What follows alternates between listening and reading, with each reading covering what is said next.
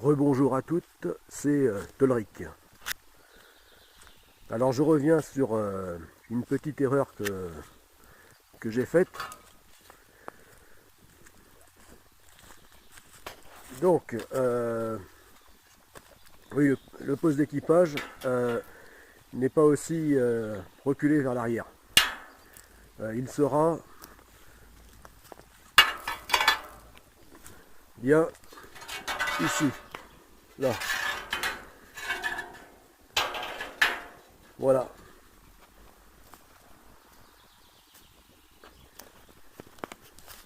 Bien vers l'avant, comme ici. Voilà.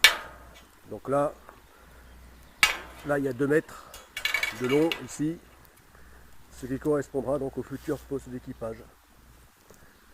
Avec donc les 4 couchettes qui seront installées ici. Donc le roof qui normalement, d'après les plans, s'arrête ici, enfin descend comme ça là, hop, et bien sera allongé pour donner plus de volume. Donc il ira jusqu'ici et là, ça, il descendra vers le pont. Voilà. Et ce qui constituera un volume supplémentaire fort appréciable justement pour le poste d'équipage.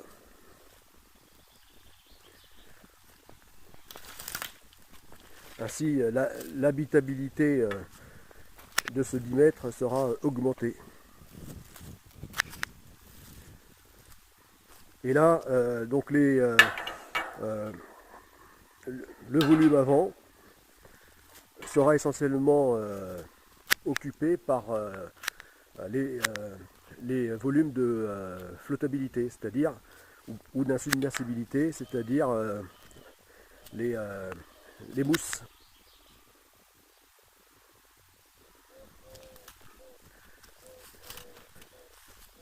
Des mousses d'insubmersibilité.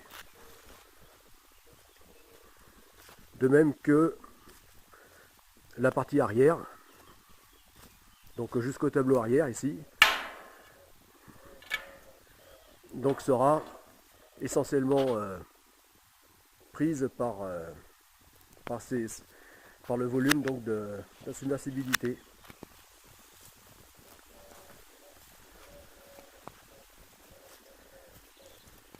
Bien que ces mousses, matériaux extrêmement légers et tout de même un poids,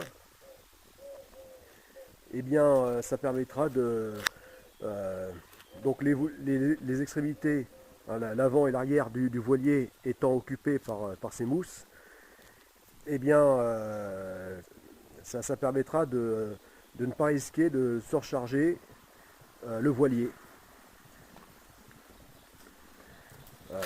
à ses extrémités, et donc de l'assurance d'avoir un bon centrage des poids, ce qui est important pour tout navire et particulièrement pour les navires de type multicoque ou comme désormais celui-ci de type dériveur intégral.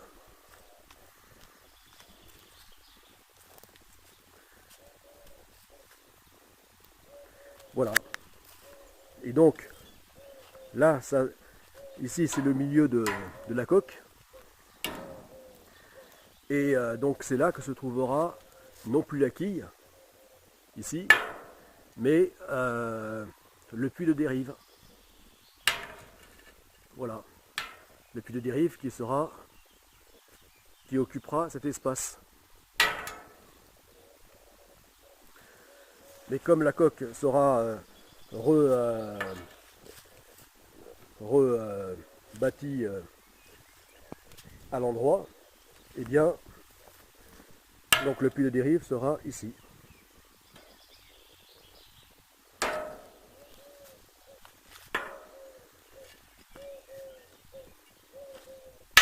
Voilà.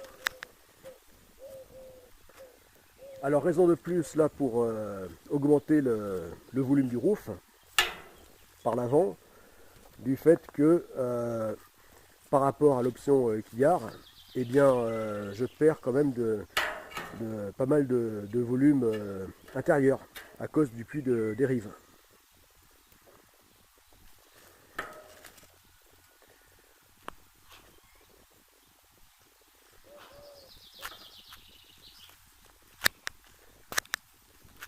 Voilà. En tant que quillard, je n'étais pas sûr de l'utilité d'allonger le roof, d'augmenter le volume du roof, mais donc à cause de ce puits de dérive, la question ne se pose plus pour le dériveur intégral. Là, dans le programme de l'Astago, de la satellite trip global, satellite trip Around Global Ocean, eh bien, donc en tant que dériveur intégral, j'ai tout intérêt de là la question ne se pose même plus, donc d'allonger le roof.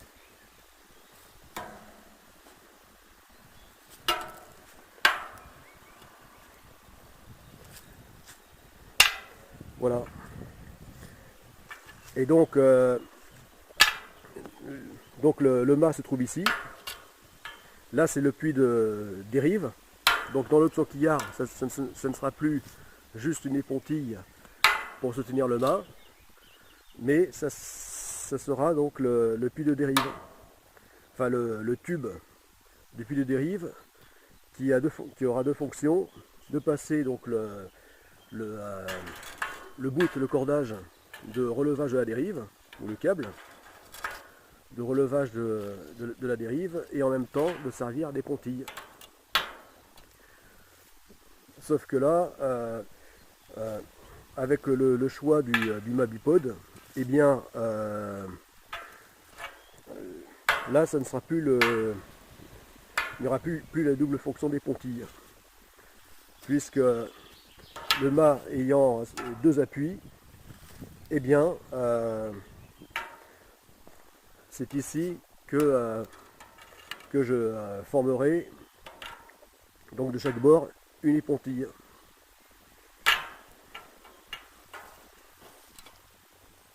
Que j'installerai une épontille de chaque bord.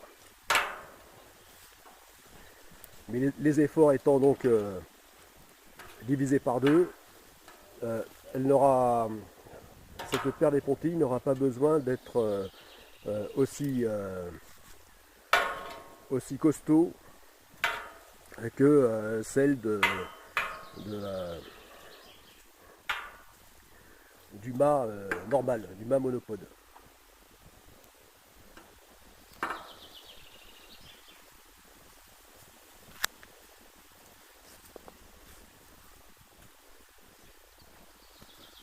Voilà. Bon, enfin, donc là, c'était juste pour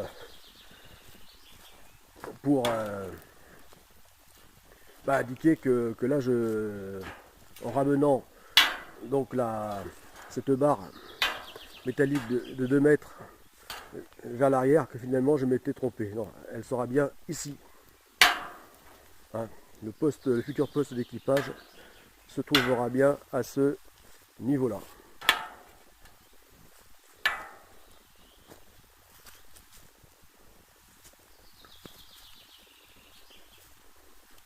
Et l'essentiel du chargement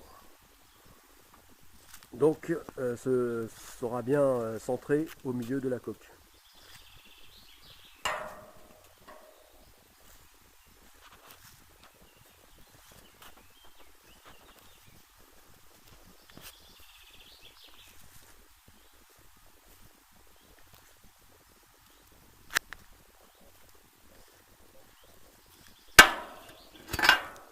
A plus!